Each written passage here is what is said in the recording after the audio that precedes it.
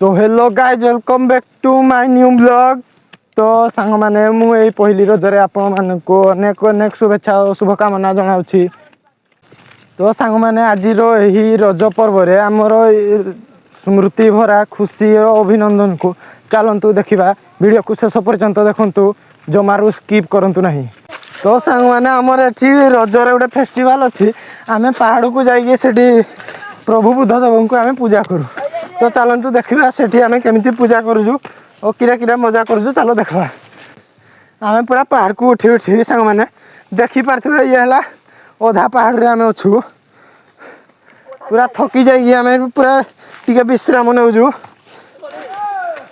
तो सांग मैंने आम आगु भी पिला आसिकी अधा पहाड़ रे बसी देखिपारे ये जी आम रिंकू भाई टिके हसीदे।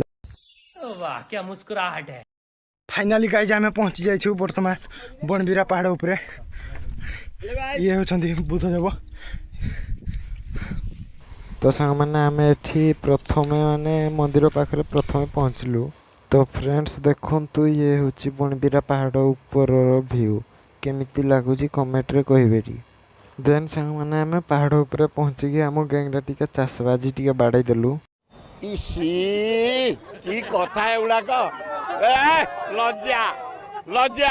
तो सांग मैंने एठी बुद्धदेव को पूजा काम माने आरंभ है ना। चलतु मुझे पाखरु देखी बर्तमान।